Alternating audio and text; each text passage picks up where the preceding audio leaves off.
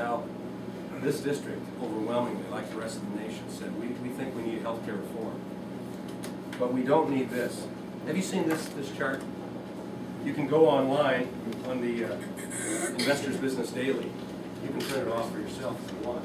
I look forward to having a time when the debate committee says that you can use props. And doesn't say that you can't use props. But I'd like to ask Mark Schauer, since he said he read the bill, and that he personally helped draft large portions of it. I'd like to ask him to describe this. This is the health care bill put out in a flow chart.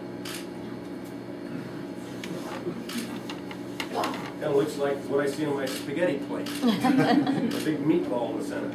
That's the Secretary of Health and Human Services. Yeah. You notice up here, here's the President, which recognized the Secretary of Health and Human Services. Well, here's the IRS, with 16,500 new IRS agents to make sure that we are good people and abide by this monstrosity. Here's Congress over here. And here's other agencies and departments. But it's interesting down here, though we got a star on ourselves, are the patients. Way off in the corner. Also, here's the physician, way over here. Got all this in between the patient and the physician. And this is healthcare reform. And this is what it's going to cost, reduce the cost of healthcare. And this is what is going to keep us the greatest healthcare provider in the world.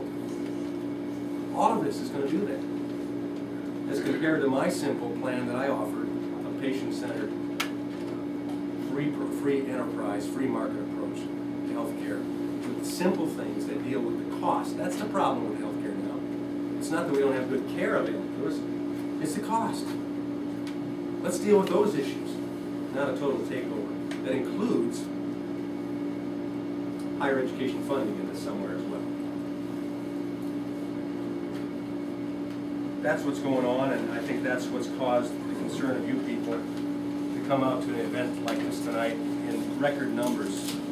I was mentioning earlier to someone that when I was in Congress and holding town hall meetings, we held over 150 town hall meetings during the course of those 2 years, up close and personal, and then close to 30 teletown hall meetings from my office in Washington on the telephone. We'd come to this coffee shop several times, and Saturday or lucky to fill a full table and a half, but you're here tonight. You may be also people, I got this handed to me last night at another meeting from a voter in Olivet, and he said, this is what my wife got today from Blue Cross Blue Shield, canceling her Medicare Advantage program. We're seeing this all over this district. We're hearing of rate increases. Getting ready for what this might mean, and nobody's certain for sure what it will mean, except the Democrats were sent home this week with the instructions not to talk about cost savings in the health care plan. They can't. So they're going to talk about three things. They're going to talk about saving Social Security, even though Mark Schauer says it's not trouble, you get 2 checks. They're going to talk about securing Medicare, stopping the fraud in it. Well, I support them on that. Let's do that. And they're going to talk about creating jobs. Of course, then I say, what's happened in the last 2 years? What you've done so far is costing us jobs. Please don't do any more. Anyway, that's my introduction, and I want to keep the rest of the time for question, answer, comments. So